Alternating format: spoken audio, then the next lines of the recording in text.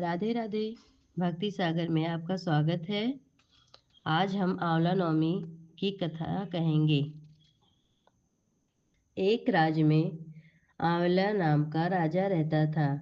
राजा ने यह प्रण लिया था कि वह अपनी प्रजा में रोजाना 1.25 मन आंवला दान करेंगे। इसके बाद ही भोजन ग्रहण करेंगे।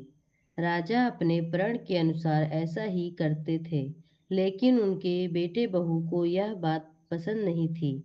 इसीलिए एक दिन उसके बेटे बहू ने सोचा कि राजा इतने सारे आंवले रोजाना दान करते हैं, इस प्रकार तो सारा खजाना खाली हो जाएगा। एक दिन बेटे ने राजा से कहा कि इसे आपको बंद करना चाहिए। राजकुमार की यह बात सुनकर राजा को बहुत दुख हुआ और राजा रानी ने महल का त्याग कर दिया। फिर क्या था, राजा आंवला दान नहीं कर पाए और अपने प्रण के कारण कुछ खाया नहीं। जब भूखे प्यासे 7 दिन हो गए, तब भगवान को उनके ऊपर दया आ गई। इसीलिए कहा, भगवान ने राजा के लिए जंगल में ही महल, राज्य और बाग बगीचे सब बनवा दिए और ढेर सारे आंवले के पेड़ लगवा दिए। जब राजा रानी ने यह देखा कि जंगल में उनके राज्य से भी 2 गुना ज्यादा राज्य बस गया, तो राजा रानी से कहने लगे, रानी देख लो, कहती हो ना कभी सत्य का साथ नहीं छोड़ना चाहिए। आओ हम नहा धोकर आंवला दान करें और भोजन करें। राजा रानी ने आंवला दान करा और खाना खाया और खुशी खुशी महल में रहने लगे। उधर आंवला देवता का अपमान करने वाले माता पिता से बुरा व्यवहार करने के कारण राजकुमार के बुरे दिन आ गए।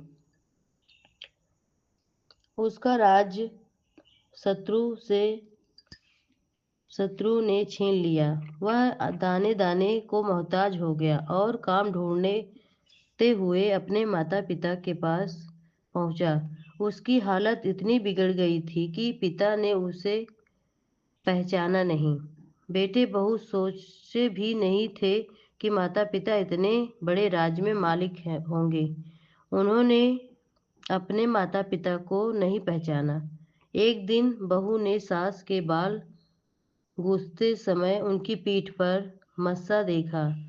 इससे सोचा, रोना आने लगा। ऐसा मस्सा मेरी सास के भी थे।